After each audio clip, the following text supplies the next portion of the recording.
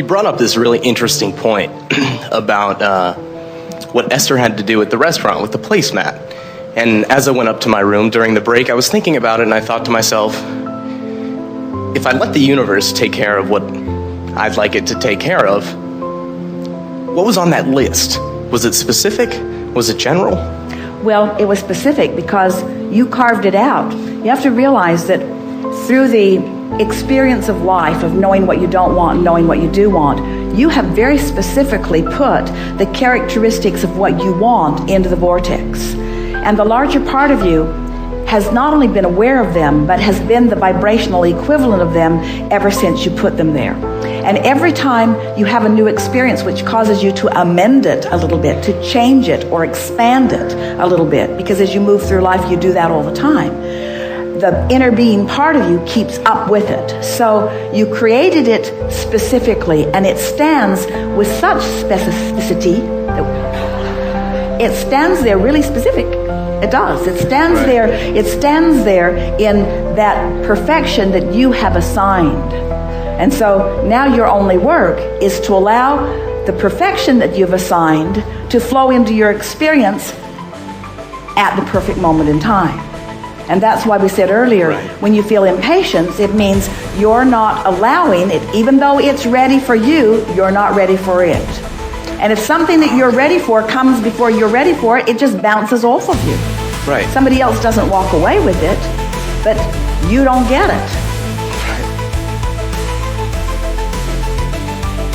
So the allowing myself to be okay with not being ready for something is where I'm going to let the universe take care of everything. That's really what we want for all of you. We want you to just chill out. That's why we say things to you like, you never get it done and you can't get it wrong. That's why we just said to you, do you think that you're ever going to accomplish a vibrational grid that's going to serve you for the rest of your life? It's moment by moment by moment. That's the fun of all of it. It would be like being a wonderful athlete, let's say a tennis player, really enjoying the game, who wins all of the top honors and then says, no point in ever playing again. And we say, really? We thought you were playing because you liked the agility that your body discovered. We thought you liked to play because you liked the clarity and the strength of your body. We thought you liked it every time you put that ball right where you meant to put it. We thought you liked the intuitive feeling that you had when you anticipated where the ball was going and you were there to meet it. Even when that other guy is so good that he usually surprises people. We thought you liked the game. Are you saying you only liked the trophy? You see. And you all came for the game. And the game never ends, you see. You got to keep playing. You got to keep playing and you got to keep winning, but you got to keep playing because there's always another game and another game and another game and another game. Every moment there's another game. There's another point of clarity. There's another opportunity to uplift. There's another opportunity to have way more fun than you've ever had before. That grid is just ripe. The vortex is ripe with whatever the grid is ready to allow, you see.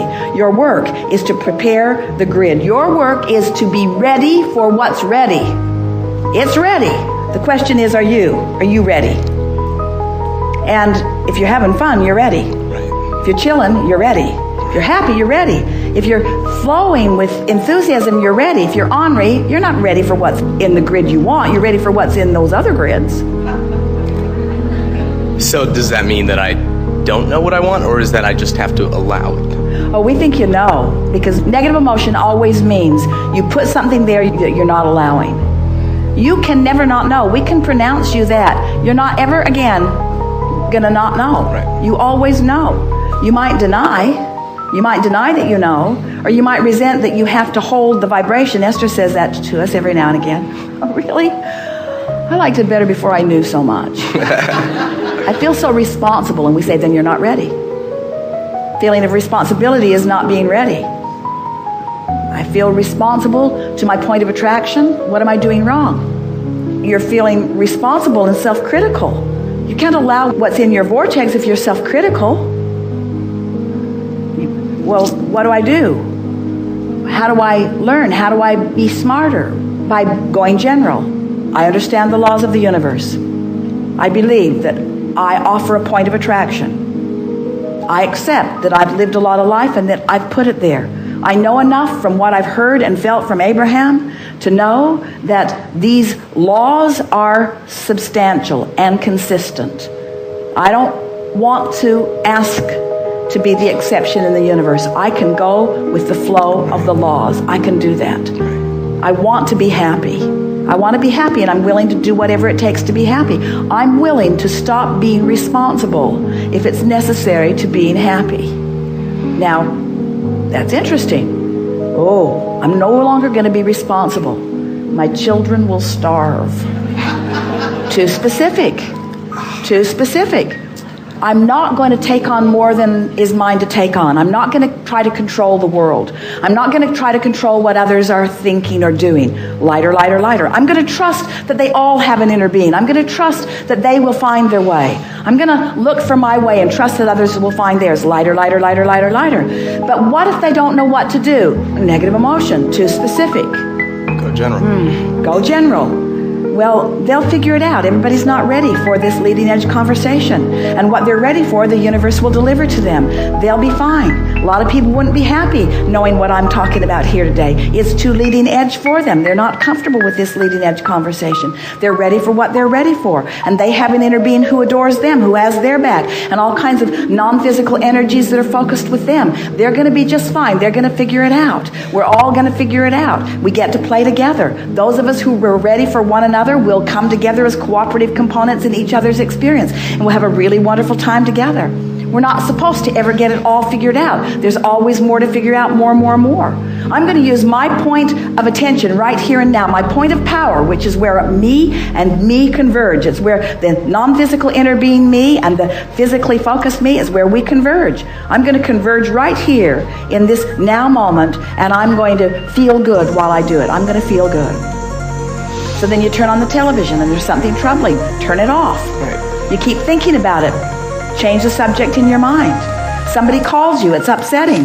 Hang up. Yeah. As you keep thinking about it, you're still upset. Change the subject. In other words, just keep reminding yourself, I'm going to tend to my point of attraction, which mostly means I'm going to mind my own business, which mostly means I'm going to do my best to feel good as best as I can, and I'm getting better and better and better and better and better at this. The thing that's interesting is that you all have big lives, and the bigger your life is, the more components you have. Sometimes you feel like you have too many moving parts. There's too much for you to control.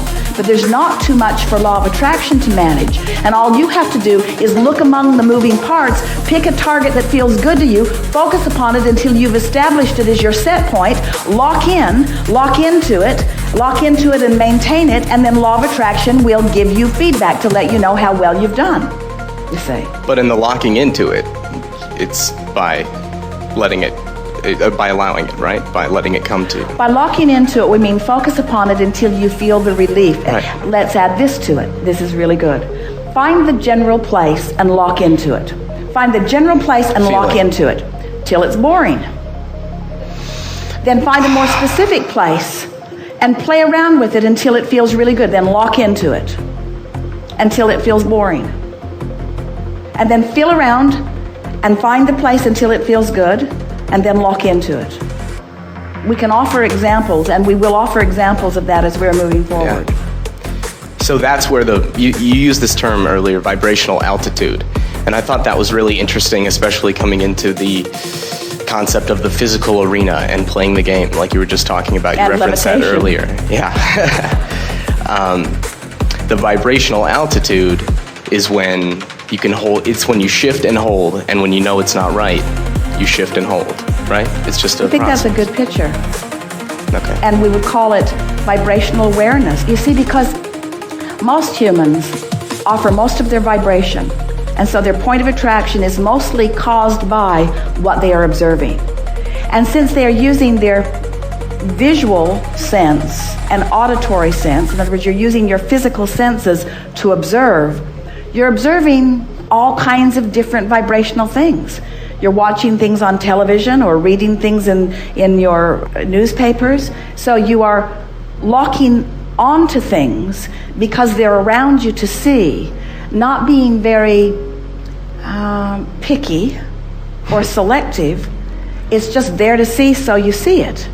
But when you begin to explore what's in your vortex, where it hasn't manifested yet, so there's no manifested car to see in your garage or no manifested lover to find in your bed, is a vibrational version of it, then sometimes, since it's easier to just observe than it is to subtly interpret the vibration, you just observe, which means you hold yourself in a mixed vibration. I like that, I don't like that, I want that, I don't want that. And so your point of attraction is scattered and bringing you more of all of that. Once you decide that you're going to explore the subtle vibrations, which means you have to feel your way there, you can't just observe, then what happens is you think and feel and think and feel and think and feel. You have to be aware. Esther would say to Jerry as they were driving sometimes, she would say, I don't know what I was thinking about, but I don't feel good. And he'd say, well, what conversation were you having in your mind? And sometimes it would take her a little while to trace herself back to what it was that was bothering her. But there always is a vibrational root. And every time you are bothered by something, it always means the same thing. It means that what you've got active, which means something you're thinking about, is a different opinion than your inner being, who has an opinion on the same subject. Yeah. And if you can just remember that, but think about it.